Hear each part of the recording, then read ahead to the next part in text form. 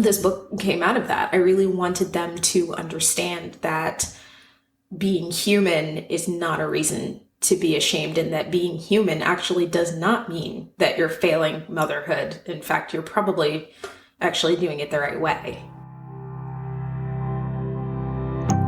Ever feel like you suck at this job? Motherhood, I mean. Have too much anxiety and not enough patience? Too much yelling, not enough play? There's no manual, no village, and no guarantees. The stakes are high. We want so badly to get it right. But this is survival mode. We're just trying to make it to bedtime. So if you're full of mom guilt, your temper scares you, you feel like you're screwing everything up, and you're afraid to admit any of those things out loud, this podcast is for you. This is Failing Motherhood. I'm Danielle Bettman, and each week we'll chat with a mom ready to be real, sharing her insecurities, her fears, her failures, and her wins. We do not have it all figured out. That's not the goal. The goal is to remind you, you are the mom your kids need. They need what you have, you are good enough, and you're not alone. I hope you pop in earbuds, somehow sneak away, and get ready to hear some hope from the trenches. You belong here, friend. We're so glad you're here. Welcome to Failing Motherhood. My name is Danielle Bettman, and on today's episode, I'm joined by Arianna Bradford. Arianna is a mother of two and the lead writer and editor for the Not Your Average Mom Project website and podcast. She's a writer and speaker and has a book coming out July 7th, which is today, the day this is coming out, called Shame on You, Big Truths from a Bad Mom. Welcome, Arianna. Hey, thank you for having me. I'm glad to be here. Thank you so much for being here. I'm so excited to talk to you. I devoured your book, and I can't wait to talk to you about it and hear more of your story and all of the things. But before I do that, I'm going to give a preemptive disclaimer for moms not listening with earbuds right now. Go ahead and put them on because there's going to be swearing. You're welcome. Arianna has the mouth of a sailor. Don't listen with your kids. Good point. Yes, you've been warned officially. So, have you ever felt like you were failing motherhood? All the time? Every day? Yes, absolutely. You kind of wrote a book about it? I wrote a whole book. A whole book about how parenting, you just, every day. Every day. Every Yes. day. Welcome to the club. Thank you. All of my listeners are your fan base, so I can wholeheartedly recommend your book already because once I heard about it, I was like, yes, this is my thing. She gets it. I have to have her on because it was hilarious. It's refreshing. It's so needed. It's all the things that people are afraid to talk about that need to be talked about, and I can't wait to talk to you about it. So, but I want to hear more of your story first. Yeah. Who are you? And who were you before you were pregnant? That's a really deep question. Who am I? So as she said, I'm Arianna Bradford. Before I was pregnant, the best word I can think to describe myself was a dumbass, honestly. I was one of those people who I had no direction. I was like ambitious, but very lazy about it, which is kind of a weird mixture. And I was constantly doing stupid shit that just, I'm very, very lucky that I didn't die before the age of 27. And, you know, the one thing that had always saved me, because I've been through tough years and tough times, was that I like to write. I like to write out my stories. I like to share my stories with people, because if there's one thing that I get from tough moments is at least it's a good story. At least now I'm going to be at a party with some people and I'm going to be able to tell the story and people are going to laugh at me, but it's fine. Like at least the laughter, you know, makes it so that it doesn't suck quite as bad. Mm-hmm. And so I was keeping like blogs of my dating escapades, and I think it might actually still be out there somewhere, but don't ask me where. But I was always writing like versions of things that were happening to me. And so after I got pregnant, that just didn't change. I was still, and even more so, I actually feel like kids give you so much more material because you're just kind of like, I understand that these are small humans, but they're kind of like aliens. Like they just do the weirdest shit and you're not allowed to laugh. Like you have to be serious and teach them not to be that way. And so, it became more of I needed it. I needed to write more stuff about what kids did. And it went from just kids to me becoming more emotionally connected to how ashamed moms feel for things that are completely and utterly normal or things that are very human. And it was like, I feel ashamed for being tired and taking a nap. And it's like, that's wild because I still remember pre-baby me looking at the clock and being like, it's 5:30. I'm going to go take a nap. And if I wake up at 8, then I'll just stay up and play beer pong with my roommates until like midnight. Like there was no judgment then. But it's like once you have kids, even if you're just like, I just need a nap, no beer pong involved. Even though I'm not going to judge if you do play beer pong. Hit me up. I'll be on your team. But, it's still like, we're judged for some of the stupidest shit.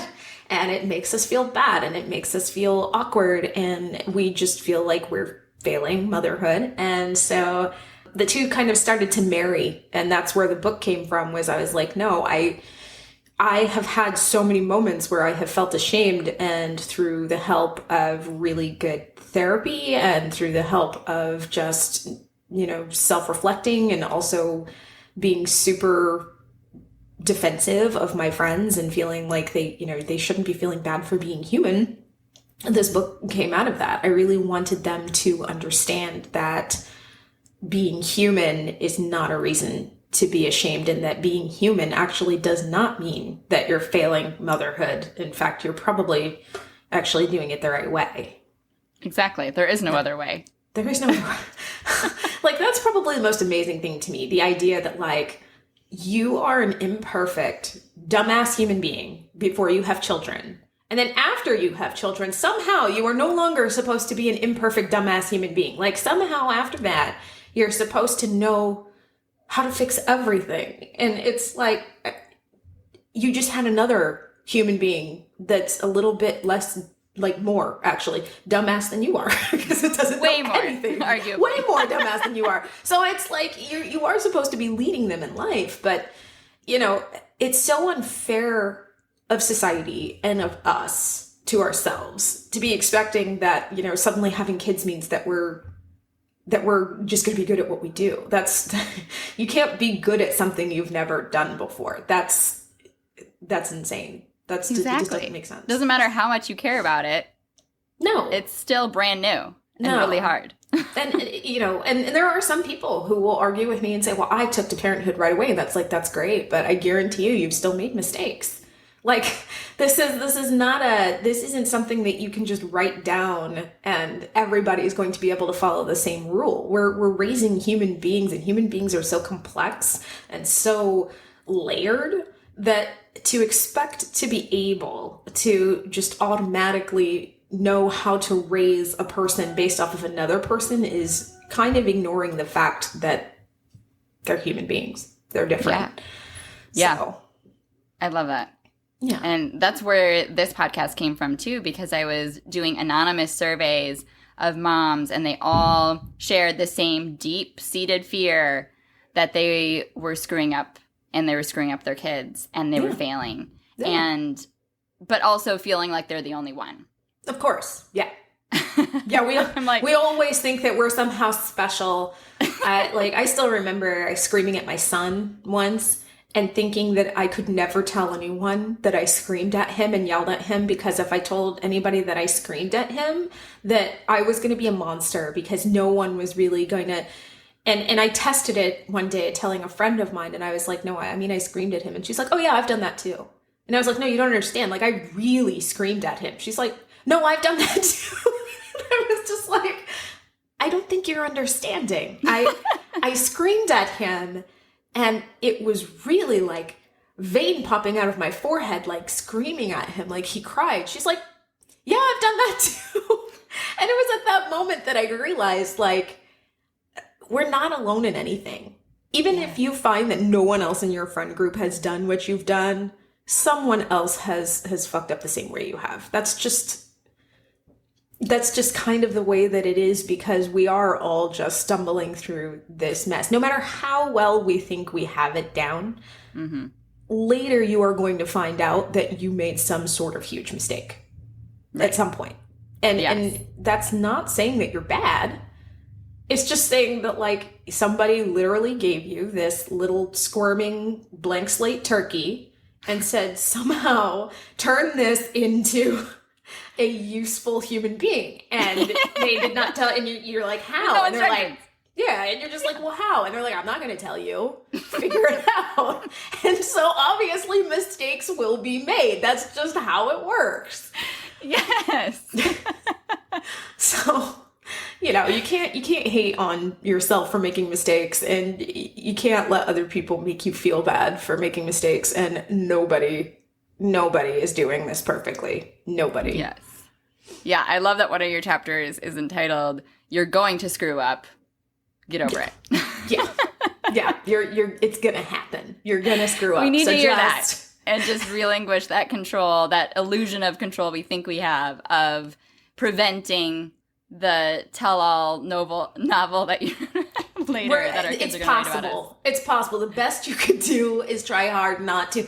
And, and you know this, I've mentioned that in the book, that the whole point is, what you do is you show them how to recover when you screw up.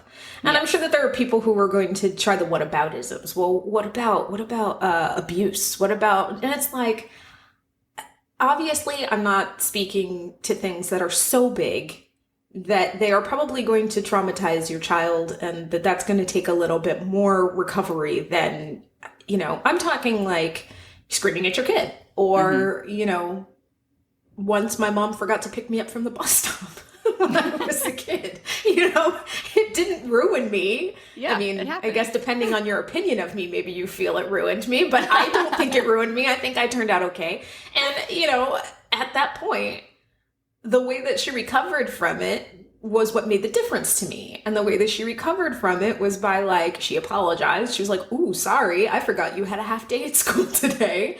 And then she was like, "You know what? Go sit in the living room. I'll get you some lemonade. You can chill. I know it's hot," because I used to live in Florida. So she was like, "I know it's hot and humid outside. I'll get you some lemonade. You sit, you watch your favorite cartoons." And to me, that was like, okay, that's a win. I don't have to do homework. I get to sit and watch cartoons. Sweet. Yeah. You recover from the screw ups, but you can't stop the screw ups because they're going to happen. There's nothing you can do about that.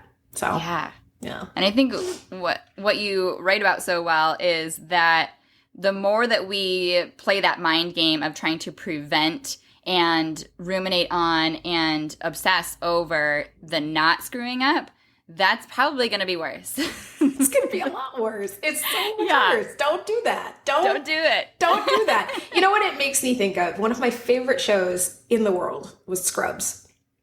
Just amazingly written show. And there was an episode where the main character, JD, found out that he had never killed a patient before. That, like, he'd never been so negligent or made a mistake and killed and it freaked him out.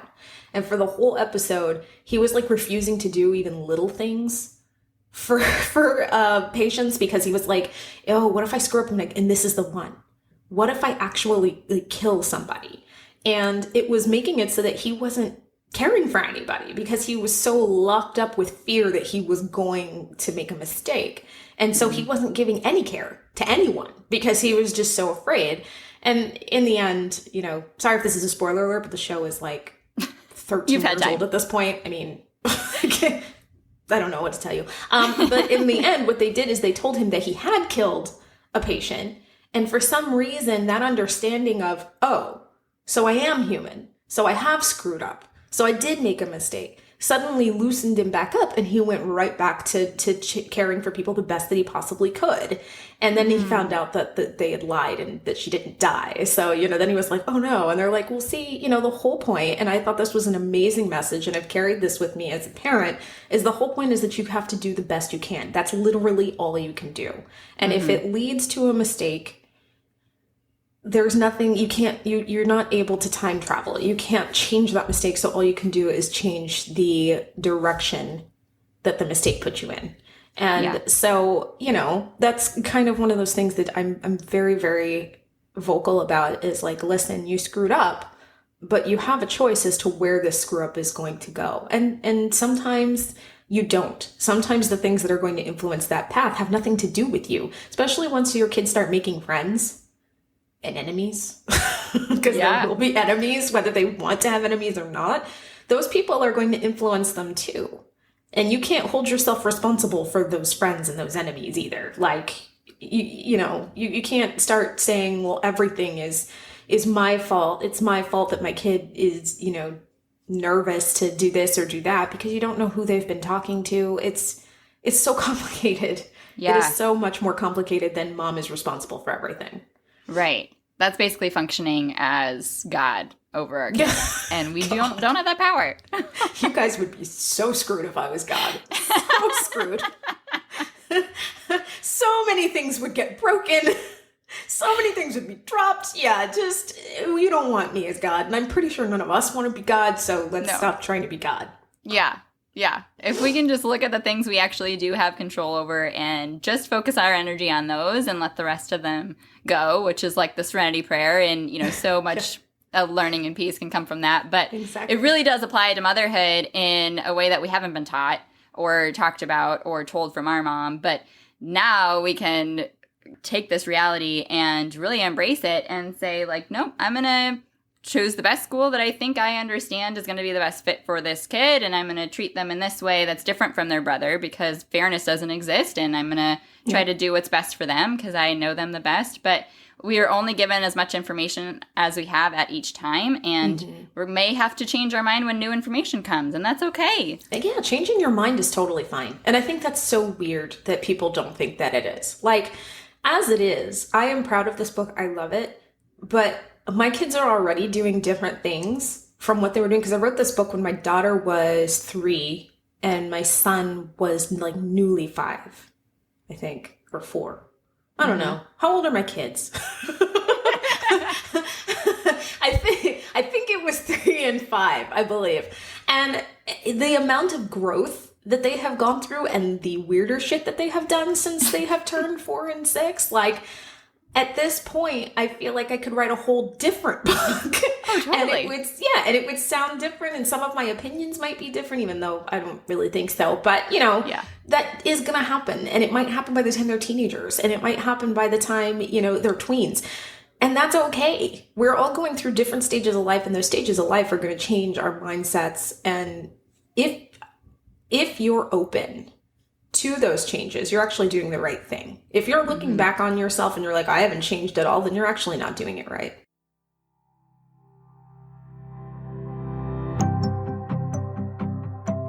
Hey, it's Danielle. Did you know that I offer virtual parent coaching consultations?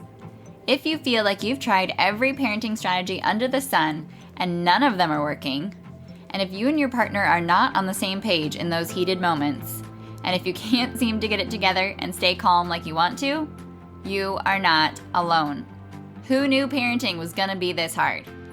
As your parent coach, I help you figure out what's really going on, problem solve new strategies, and help you feel like you know what you're doing. Find more information at my website, parentingwholeheartedly.com. As a new client and podcast listener, enter the promo code PODCAST for $25 off your consultation. I can't wait to work with you.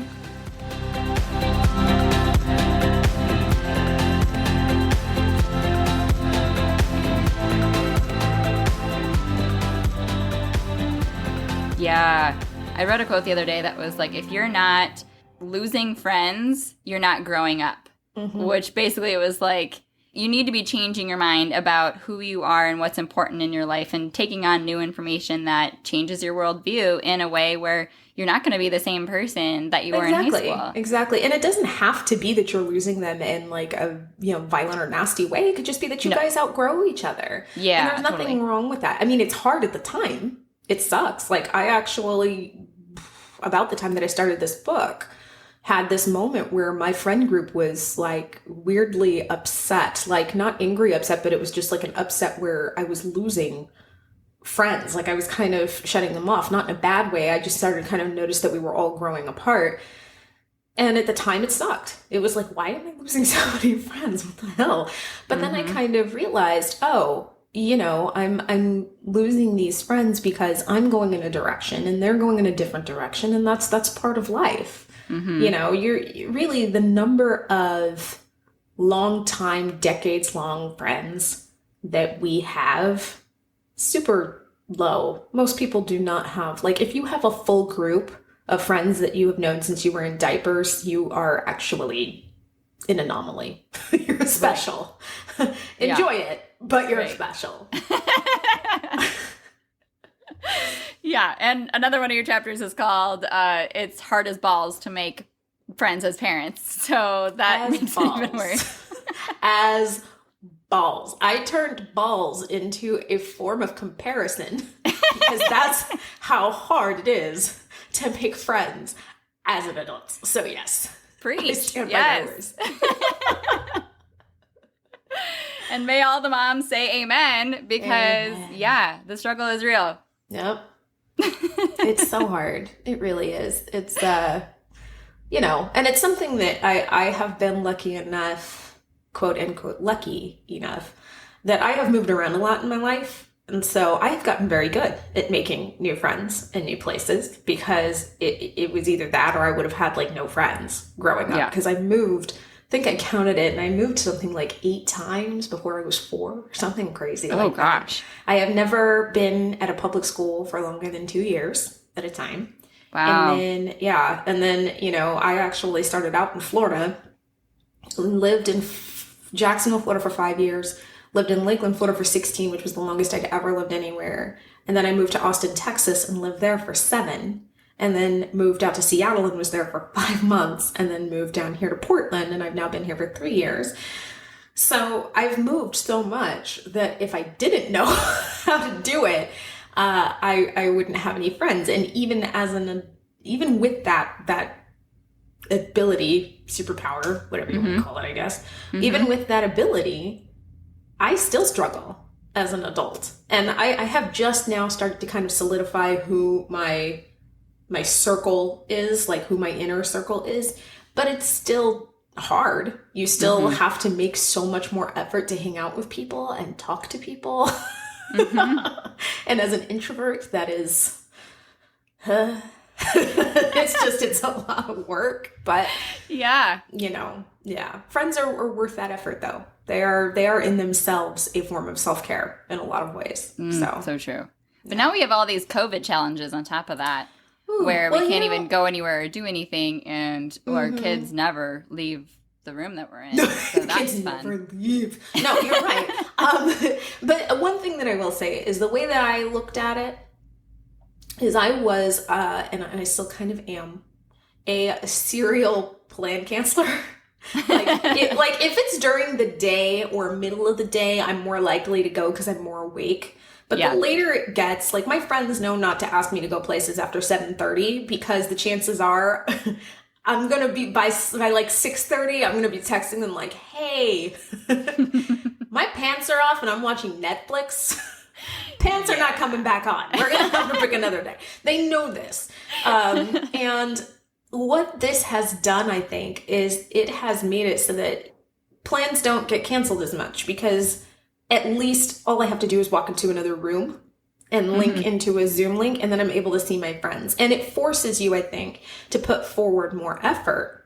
Yeah. Because, we can't just, I can't just go to like a monthly networking group meeting or whatever and run into my friend there. If I want to talk to them, I have to go out of my way to talk to them.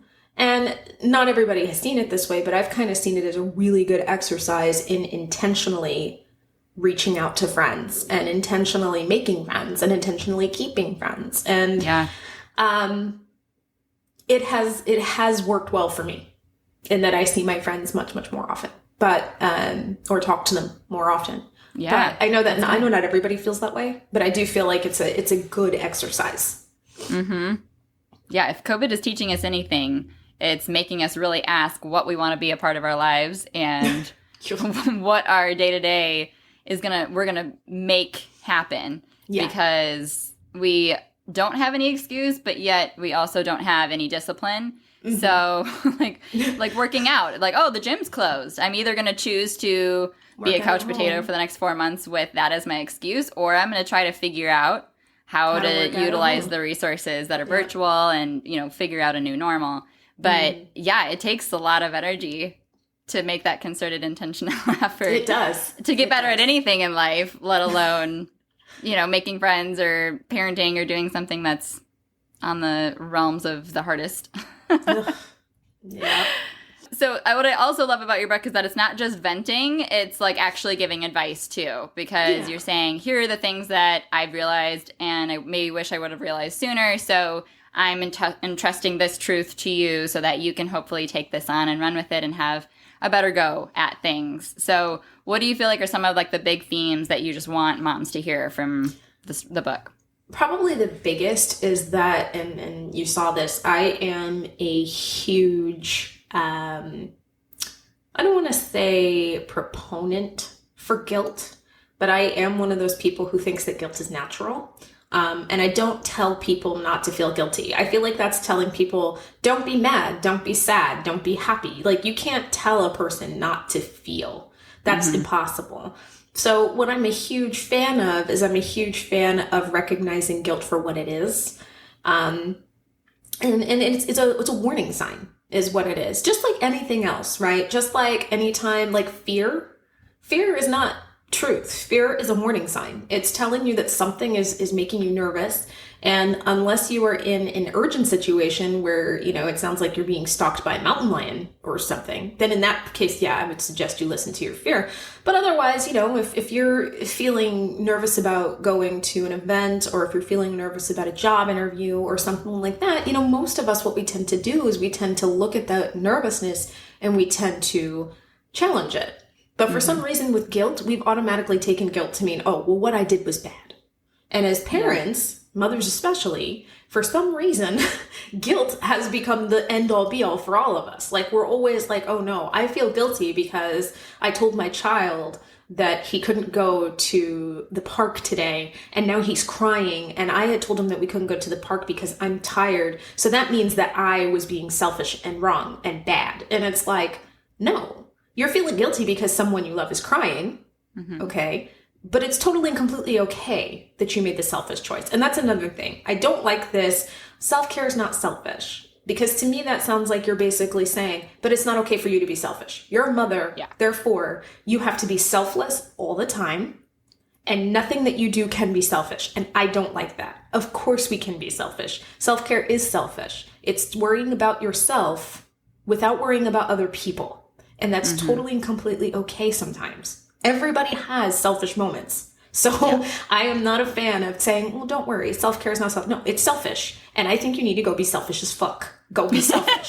Please. Go buy that coffee and turn off your phone, or maybe not turn it off. I can't turn mine off. But, maybe just put it on vibrate, read a book, when we're allowed to leave the house again. But make sure that you make time for yourself. Without worrying about whether or not your family is going to be able to last without you. Because I guarantee you, 99% of the time they can. And it's not worth it to sit there and tell yourself, well, I'm being selfish, and to feel guilty. So, and I didn't put this in the book, and I kind of hate myself for this because I'm so proud of this. I feel that if we're looking at guilt is actually the overeager intern, and we are the CEO. And guilt is trying to bring us all these different things and toss it on our desks and get us to look at it, right? And what our job is, as the CEO of our own lives, of our own minds, we're so busy taking care of all the other parts of our lives that we can't give all of our attention to this overeager intern that wants to get a promotion really, really bad. So instead of just automatically giving guilt a promotion every single time he brings something to your desk, you have to decide what's worth paying attention and what's worth shredding. And by doing that, if you think of it that way, you are the boss of your guilt, not the other way around. And so then it's okay sometimes to feel guilty, as long as you realize that, you don't always have to feel guilty. Guilt is not always correct. And that's something that I am all over, because I hate when we feel guilty for taking care of ourselves. It's ridiculous. Yeah. Because the opposite side of it, if you don't take that time, it builds resentment and you become depleted and you're an all-around nasty person to be around for the most part. You are. And arguably not the greatest mom in that state. No, even if you think you're doing a great job, your body and your mind and your subconscious, there's like so much stuff going on involuntarily that you're not even aware of, that like you will do stuff by accident or just subconsciously because your body's sick of it. Your body's trying to tell you, I'm sick of this shit. Like, we need a break. Yeah. And, you know, sometimes it's little things like forgetting to do things that you said you were going to do, or just suddenly being tired. And sometimes it goes whole hog. I still remember once, you know, before I really started getting a handle on this, I got a migraine like for the first time in years. And at first I was like, where is this coming from? And then I realized that it was coming from the fact that I was pushing myself and forcing myself way more than I needed to be. Yeah. So, you know, it's really, really important to remember that, like, you don't have to do everything. And that guilt that's in there, I don't even think it's all us. I think that it's society. I think that it's, you know, what we've been told a mom is supposed to be basically before we could even have kids. Yeah. So, yeah. And you said in your book, like, you're not Wonder Woman. Wonder Woman is a fictional character. Wonder Woman is a fictional character, and her costume looks uncomfortable. and frankly, if I had to choose, nothing against Wonder Woman, but I would rather be Batman. I'm just saying, because he's got like a utility belt, but he also takes time to go be a billionaire playboy. Yeah, and he's got like stuff for him, just him, right? Just him, man. Like, he has a whole fucking bat cave. Like, where's my bat cave? I don't have a bat cave. I just think it's silly. And also his costume looks like it keeps him much warmer. But my point being, I digress. All I'm saying is, yeah, no, there are so many people that find empowerment in her, right? Like, they find empowerment in being like, I can do anything. I'm Wonder Woman, and I don't want to take that away from you. I do not want to take that away from you. If that makes you feel fully empowered, great. But I do feel like we put way, way too much emphasis and too much, we praise too much the women who we feel do, quote, end quote, it all. Yes. If they do it all, we are amazed. And I get that sometimes too, and I sure as hell don't do it all, like at all. But people will be like, oh, well, you have 2 kids, and you're also writing an article, and you wrote a book, and you're here doing a podcast. That's amazing. You must get everything done. And I'm like, you haven't seen the dishes. You haven't seen the laundry. My children are closed in their playroom right now so I can get this done. There is no such thing as getting it all done. Like, something's got to give. Something has always got to give. And there's nothing special or magical or worthy of worship about running yourself ragged just to prove that you are giving of yourself. Like, I got news for you. Most of us, our bodies aren't working the way they used to. So I think we gave plenty. Yes. I think everybody can see, you know, when you bend over and your boobs touch the ground that you gave. So I don't really think that you need to constantly prove that you're willing to give for your family. I think that sometimes it's okay not to get everything done, not to always do it correctly, to hit a wall, to ask for help. We're real people. We're not made of ink and paper. And so I think that it's very, very important to make that distinction and to stop trying to be like a false, fake character who runs around in her underwear all day. That's my suggestion. Can we all agree on that, please? Yeah. I mean, it's okay if you run around in your underwear all day. I am going to say I am totally anti-pants. I think that pants are some sort of government conspiracy, and I think that someone needs to check into that because I don't even understand why they're important. But yeah, I do think that it is totally okay, you know, to run around with no pants on, but just don't expect to be a superhero. It's not worth it. Yeah.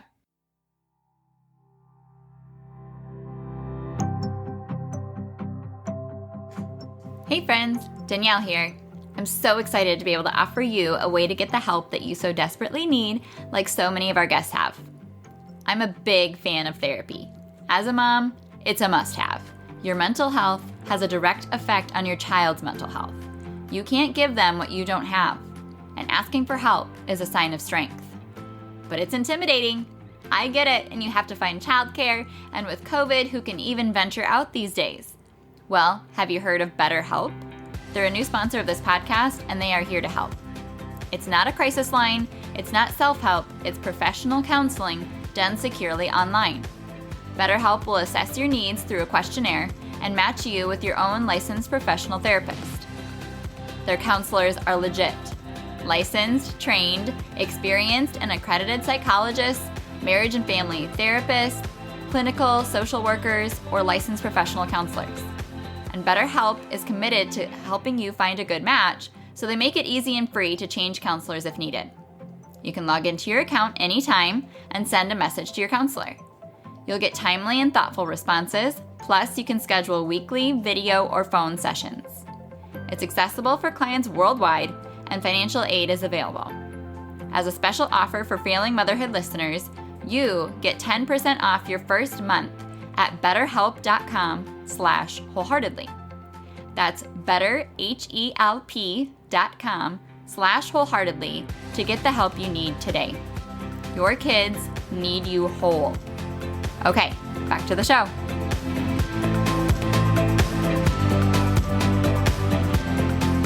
Yeah. Your kids don't want a superhero anyway. They have their own superheroes. They've got like, my son, I could literally probably have like a cannon that came out of my head that shot like gamma ray beams, and my son would be like, "You're still not as cool as Iron Man." He doesn't care. Totally. I'm his mom. I'm never gonna be cool. That's all that there is to it. Yep. So yeah, I just don't worry yourselves about that, guys. It's not worth it. It's better to worry yourselves about being a whole human being and showing them how being a whole human being works than it is to try to show them how to be special. Yes. So the question is, are you wearing pants right now? Yes, actually. See, that goes to show that I see you as special. I'm honored. I'm so I see you honored. as important. You shouldn't I have. will tell you, they are not jeans. They are fluffy Harry Potter pants. Oh, that's very with the Hogwarts crust on them. But they are pants. You didn't ask if I was wearing fancy pants. You just asked me if I was wearing pants. I don't think fancy pants are going to make it through COVID. I think that's going to be one of the casualties. Fancy pants weren't going to make it through me having kids. Right. Yeah. I still remember my husband wearing a shirt that was like nice while holding my son when he was a baby, and my son spit up on him. And he was like, "Oh, you spit up and this is a nice shirt." I was like, "Why do you still have nice things?" Amateur hour. Come on. I was like, "Are you new? Like, you're not going to be able to wear that and hold a baby? Come on." I'm wearing a hoodie and I wear it all day long because it's the only thing I don't mind getting crap on. Like, right. Just let it go, man. Let it go. That part of our lives is over. Stop. Yes. Say goodbye. Put it in the closet. Look at it. Sigh once in a while. It's over. It's done. The other thing that made me laugh through your whole book was all of the different ways you referred to kids. And yes. You had a different phrase every time you referred to our kids, and I wanted to compile some of them because they're hilarious. But my favorite one that made me just burst out laughing was something about cartoon characters with a god complex. They are. They are cartoon characters with a god complex. It's like we gave birth to Bugs Bunny, but Bugs Bunny thinks that we owe him for our existence somehow. They literally do. They are. They're little cartoon characters with a god complex. And it doesn't... I don't even remember that one. That is pretty good. I need to write that down. But it's... I actually... Did you see my face, though? I actually believed myself. I agreed with myself. I was like, oh my God, yes. I have good ideas. Yes, that is correct. I was like... Wow, I was on it. Yes, they are absolutely little cartoon characters with a god complex. It is true. And I think that it's funny because we play into that god complex sometimes. We're really just oh, well, My kid says that he doesn't want me to go to sleep. He wants me to sit up and play Batman with him. And it's like, so? I tell my husband all the time. He's always like, are you going to eat that while the kids are watching? And I'm like, yeah. And he goes, but they'll see you. And I'm like, watch me tell them no. It's possible. I'm going to tell them no. No, this is mommy's snack. So, but they do still think, what are you eating? What's that? Is that lemon water? While they're eating like a whole, fucking lobster dinner, I have like a water with a lemon wedge. And they're like, can I have some? Yeah, like, oh seriously. My God, no. Get away from me.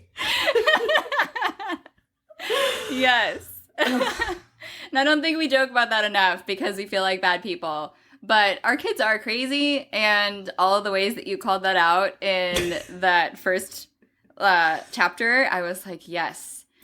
Thank you for saying it out loud. That is my goal, to be the person that says things that, like, maybe we've all been afraid. So now, if you feel like you're a bad person for thinking this, you can just hold up the page of the book that you agree with and point at it and be like, so technically I'm not saying it. I'm just saying that this isn't wrong. That's all I'm saying. I'll take the heat. It's cool. People can call me bad all they want. I know I'm not, so it's fine. Well, if that's reason enough, everyone should go buy that book just for that page so they can keep it in their back pocket. Just to hold out as proof. It's fine. Yes. So where did the Not Your Average Mom project come from? Because that was like the first thing that you did prior to the book, right? Mm-hmm. Yeah, and I don't want to take up too much of your time with the whole story, so I'll give you the short version. Okay. Short version was basically just that I had a conversation with my friends about something that I had been judged for, and in that conversation, they basically told me, like, the reason that I don't do a lot of things is because I feel judged for it. I fear the judgment. And I thought that that was a real problem. I don't like the idea of us holding back on doing things that we feel are right in the moment because we're afraid of being judged.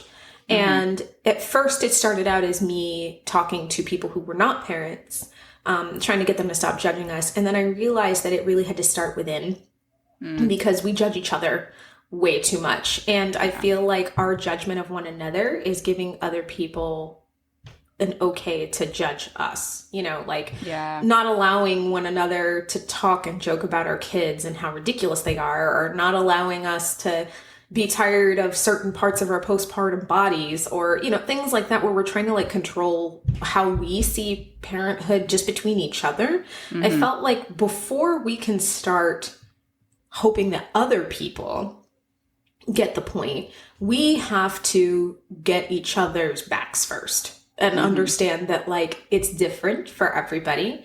And short of hurting other people or hurting themselves, it really isn't worthwhile for us to be trying to push one another. Mm-hmm. So basically, it evolved into kind of a joint thing now where I'm both making jokes about, the kids and marriage and everything like that. But I'm also kind of pointing out, that why it's not okay for us to be pointing fingers at each other and talking shit about each other when we really don't know one another besides what might be on the internet. Mm-hmm. So, or what we know about parenting, which doesn't mean anything to the family next door. Like, we're not the same family. So, that's basically where it came from, is kind of trying to get people there's been a little bit less of that recently because I have been talking a little bit more about civil rights and race and things like that. But I which I still find to be relevant, just in a different way. Mm-hmm. But I am trying to teach us to look at one another with more respect and to look at one another more as individual human beings, not just parents. Mm-hmm. That's where it came from. And it's just continued to kind of evolve into that sort of project. Yeah. Which I've been following on Instagram and I love. So I'll link that in the show notes, as well as like the Amazon link, to jump off here and get your book. But I do want to give you like a super quick soapbox that you can get on and like speak to the relevant race issues that are going on right now, because it needs to be said and it needs to be heard and it needs to be a conversation. So no pressure, but like, Okay. what do you feel like you want to share? More than anything, I want to say that I understand that hearing about race is hard. I do. And I understand that, we are nervous about a lot of the things that we are being told, a lot of the things that we are hearing, because we have always been taught that race is politics and you don't talk politics. But you need to reframe it and understand that race is not politics.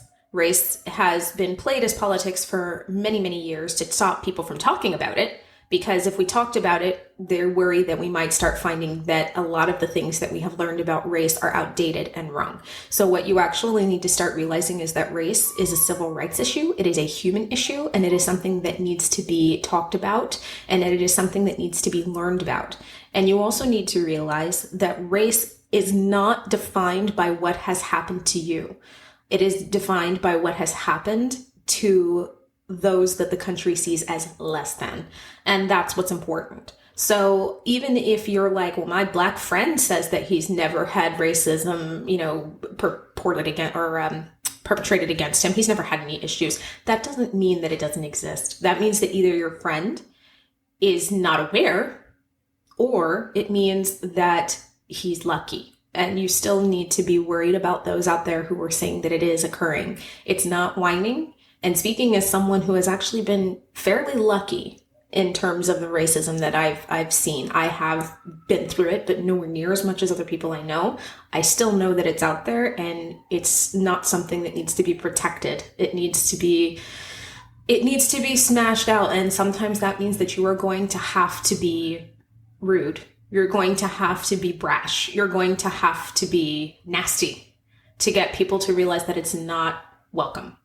And you also are going to have to do some self-work, and that's hard, but it's necessary because like I said, there's a lot of stuff that was bred into us about race that is not true. Yeah. So, end rant. And scene. Yay! And scene. Yes. Well, thank you for your TED Talk on that. No, I really, really, really wanted to include that because it is so relevant, so critical, so needed. And I want to see that needle moving forward from any angle of every platform available. So thank you for speaking so boldly about it on your platform. And I hope to just be able to share what I can to follow suit. But the very last question that I ask every guest that comes on is, how are you the mom that your kids need? Y'all didn't see, but my eyes got super wide because I had not thought about that. I feel like probably more than anything, I am very human for my kids. I let them know I'm honest outright when I'm angry. I'm honest outright when I'm disappointed. There have been times where, and I've allowed them to be human. There have been times where my son, outright told me, I don't like you. And my husband started to say, don't say that. And I said, no, that's fine. He feels like he doesn't like me right now. And that's okay, because there have been times that I have not liked him either, and at the moment he seemed very shocked. But I do this because there are going to be days where he is going to feel that way towards his own children. And my daughter may feel the same way. And I want them to realize that when they have human emotions, human responses as parents, that they are not failing and that they're not messing up, because nobody really told me that. And I want them to know that when their day comes. So that I would say is probably my biggest answer. That's so good. Thank you. I love it. Well, your kids are lucky to have you. And we are so blessed to have your book in the world today. So I hope that everybody just goes and grabs their copy after this. But thank you so much for sharing your time and your truth and your advice with us. I can't spread it enough. I'm a big fan. So thank you. Thank you so much for having me. This was a lot of fun. You needed those laughs, didn't you? She's so funny. And if these things were something you needed to hear, I hope you go grab her book. And always remember that you are the mom your kids need. Next episode, I chat with Kristen Roth, who shares her wild journey after her sons were diagnosed with type 1 diabetes and all the pitfalls and failures that come with their high-stakes treatment plans. Do you feel like you're failing motherhood, friend? Then you belong here. Click the link in the show notes to join the club and support the show. You are making it possible for this podcast to reach more moms. See you in there. P.S. If you haven't left a review yet, do that right now. Thanks for coming on this journey with me. I believe in you and I'm cheering you on.